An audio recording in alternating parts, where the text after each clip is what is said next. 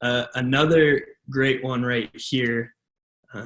Again, coming in anonymous, but they ask, how do we know Christianity wasn't just made up? How do we know it's actually true? That's a great question.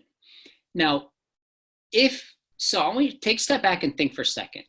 If you were going to make up a religion, how would you make up that religion to be? Now, don't answer out loud, but just think to yourself. If you're going to make up a religion, you'd probably make a religion not overly hard. You'd probably make a religion that benefits you. But I don't think you'd make up the kind of religion that Christianity teaches. For example, Jesus said, if you're even angry at somebody in Matthew 5, you're guilty of murder. Why would somebody make up that and go, oh, now you don't even just have to murder somebody. Now you have the wrong thought, you're guilty of murder? Or lust, you commit adultery? Like, why would they make up some of the teachings? By the way, the most shameful death imaginable, basically in history, was crucifixion. One of the things they did in crucifixion is they actually stripped the person totally bare. So they were humiliated and publicly put on display and tortured to death. If somebody was crucified, that means the person was shamed. Why would Christians invent a Messiah who's their hero, who was shamed to death on a cross? It makes no sense. It's not the kind of religion that they would invent. So I think if you actually read the kind of, when Jesus says, pick up your cross and follow me, oh, let's start a religion and tell everybody that if they want to follow me, they need to be willing to lay down their lives. You want to talk about a religion somebody's going to invent? It's probably going to be when you die, at least for guys, you get 70 virgins in heaven. That's the kind of religion somebody's going to invent. But Christianity does not have the ring of the kind of religion somebody would make up. Yeah. Wow, that's really good. And what would you say to that point then are maybe some of, for you, the most motivating truths that you look to and you said, I know because of this, the Christian story is true, or maybe in regards to the Bible, like what are some? So I would say a couple things. One is I did my PhD dissertation on the deaths of the apostles. Were the apostles willing to suffer and die as martyrs for their faith? By the way, today is Tuesday. Last Friday, I had an online debate with an atheist, a former youth pastor. And you can go watch it if you want to see me actually debate with somebody. He has this cartoon character YouTube channel, and I did a response to him, and we got invited on this debate show. And we debate the deaths of the apostles. And it was actually really fun. And the point that I make is these apostles said they had seen the risen Jesus. To be a Christian was to believe that Jesus was dead, he was buried, rose on the third day, and appeared to them. And then what do they do? You read the beginning of Acts.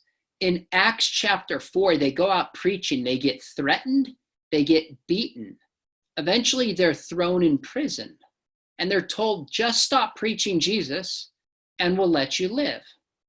Now, most people, if they were making the story up, would have stopped propagating the story that's not benefiting them. You know what the apostles said? They said, we can't stop preaching this because Jesus has risen and appeared to us, and this is true. They put themselves in harm's way, threatened, beaten. In Acts 6, you have Stephen killed. In Acts 12, James' son of Zebedee is killed. We know Peter's killed. That's reported at the end of John. They intentionally put themselves in harm's way because they say that Jesus has risen and appeared to them. That's one thing, Mark, that tells me they're not making this up. Because I have a friend who's a cold case detective. We wrote a book together. His name is J. Warner Wallace. And he was an atheist until he was 35. And at 35, his wife invited him to go to Saddleback Church because they had kids. And they're like, well, we want our kids to be moral, so let's take them to church. And he hears the gospel and says, I'm going to go read the Bible through forensic science. And if you know what cold forensic science is, somebody, the victim, the crime is like 25, 30, 40 years removed. So the case has gone cold and they have no eyewitnesses left. They got to figure out who's the person that did it.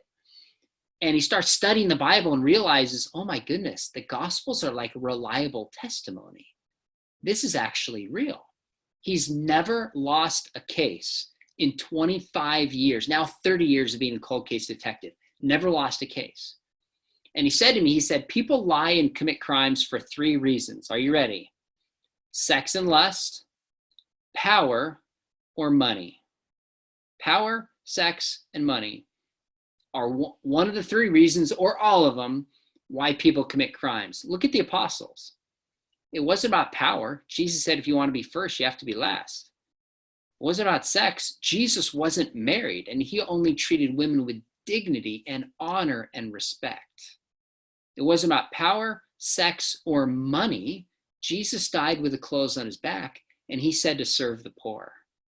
So I can't convince myself that these apostles made up this story when they're willing to suffer and die for the belief that they had seen the risen Jesus. That's one piece. I mean, I could talk about this for hours, but that's one piece that's significant to me that says I can't conclude these people are liars and making up this story. Wow. Yeah, that's awesome. Thank you for that. Nolan, are you comfortable asking the question that you gave? Hit thumbs up. Yep. All right. Nolan Rooker coming at you. Hey, buddy.